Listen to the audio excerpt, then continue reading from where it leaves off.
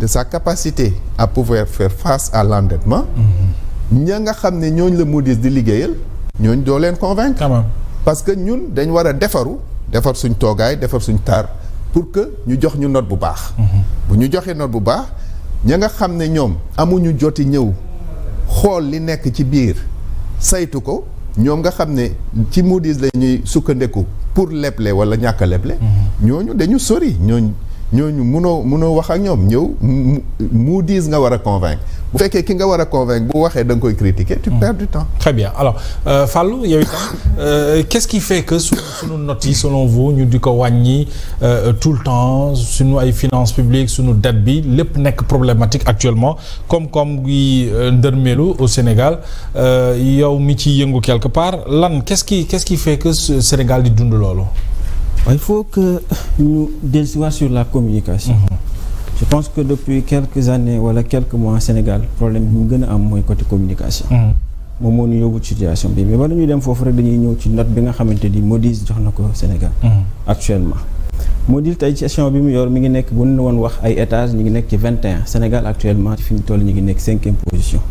mooy tuuti moo ñu dese ñu dem ci sous-sol bi. loolu ñoom bu fekkee ne jàpp nañ ne nekkul. c'est extrêmement compliqué. parce que bu ñu jógee B3 dem tey ci CAA c'est tellement compliqué. Oui. Mais pourquoi Sénégal mënuñu jël leçon ci yeneen réew yi nga xamante ni dund nañ cette situation. À quoi faisant aujourd'hui boo jëlee ko dëkk bu mel ni Ghana situation bii Sénégal di dund nañ ko. mais Ghana def na sax défaut si vous prenez Ghana dañ ko noté B3 yóbbu ko C2 mais dafa am benn organisation bu mu def ak FMI. fexe restructurer tey dette bi. fexe dem benn organisation bu mën a jóge ci situation boobu. donc ils ont eu le soutien de FMI mooy soutien FMI.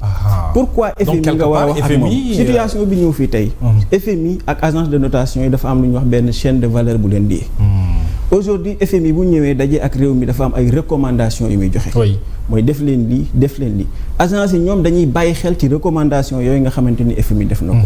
bu ñu ñëwee xool ne li la FMI santoon def nga ko. ñoom ñu ñëw àlli ñëw bu ñu ñëwee seetlu ne Sénégal kat li ko FMI dénkoon bax ko ci ay recommandations defu ko. ñoom dañuy wàcc sa note boobu nag bu wàccee li muy def mooy nit ñi marché bi dafay adapté wu ci loolu. dafay augmenter tey les taux d'intérêt. ce qui fait que tey Sénégal dañuy continuer di leb ngir fay ay bor.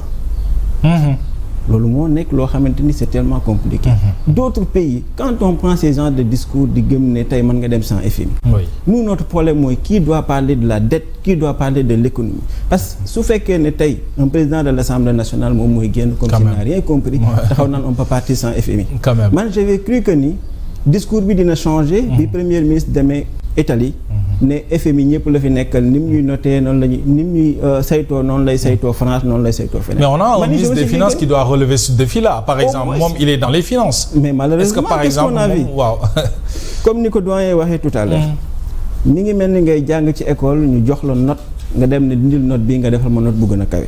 tricherie c'est-à-dire discours bi mu def génn bi mu gis moom la kenn gisul aujourd'hui l'importance. ban njëriñ la amoon sortie boobu nga xamante ni def nañ ko ginnaaw bi note bi génnee. mu di ni muy noté Sénégal noonu lay noté feneen. ñoom dañu am benn indépendance bu nekk ñoom. man nga ni sax naa négocier ak FMI moom mu jàppale ma am décaissement génn situation bii mais mu dis daf lay noté parce que nit ñi ci biti pour ñu mën a investir ci moom la ñuy dépendre te du la joxee note bu bon. boo xamante bu baax te méngoo ak note bi nga war a am. ñeneen ñëw investir dañ koy sanctionner. ne le fera pas duñ ko def ñooñu tey mënoo leen a weñ seen loxo. ci seen crédibilité lay jouer seen crédibilité lay jouer. donc note bi ñu lay jox c'est en fonction de yow tey effort yi nga xamante ni moom ngay def yow yaa taxaw ne dette cachée dafa am. mais dette cachée c'est pas la première fois. Mozambique dund na ko en 2016. de 2 milliards de dollars de dette cachée.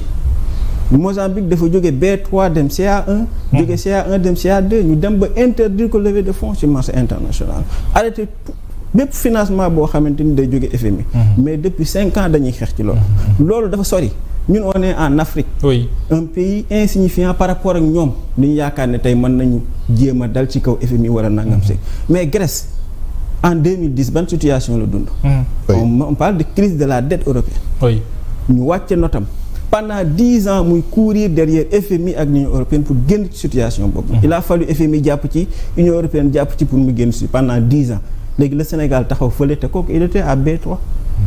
B+ plutôt.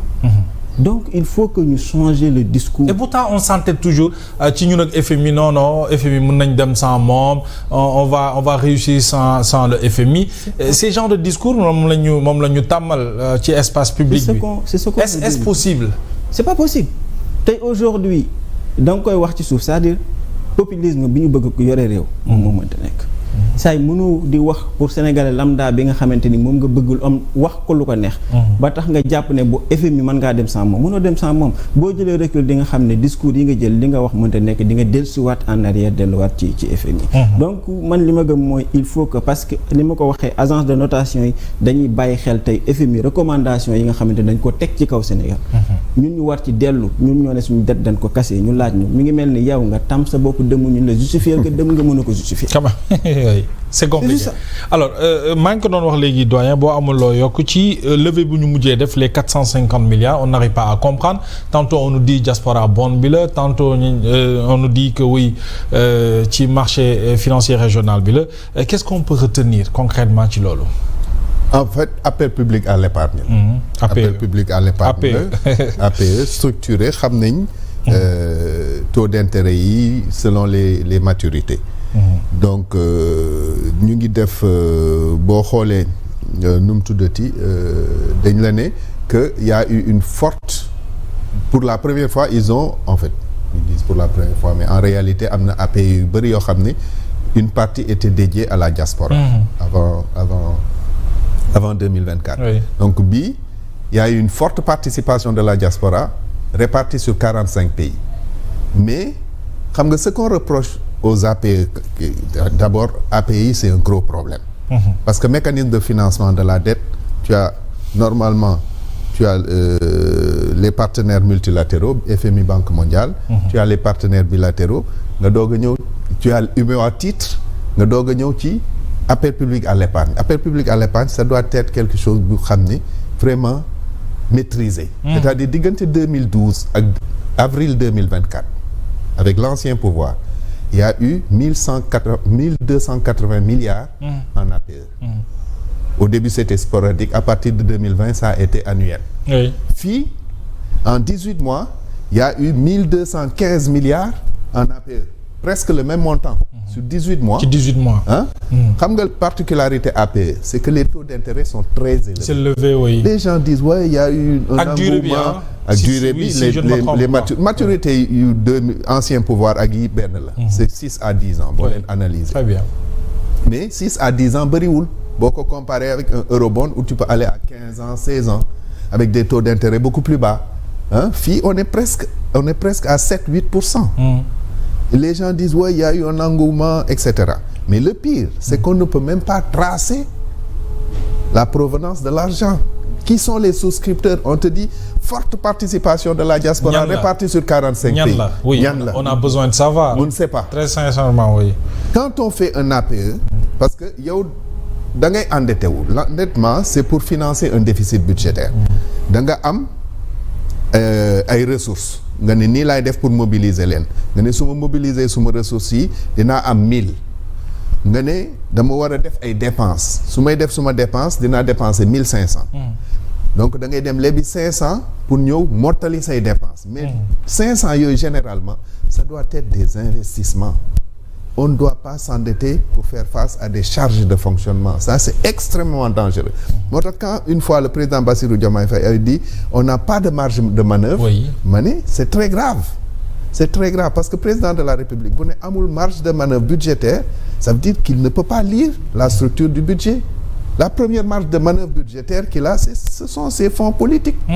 La première marge de manœuvre budgétaire qu'il a ce sont ces 80 milliards de budget qu'il a à la présidence yoo xam mun nga ko wàññi pour réduire le déficit boo demee nag ba nga xam ne mënatoo wàññi benn charge te da nga war a investir mu desee le 200 yoo xam da nga war a investir nga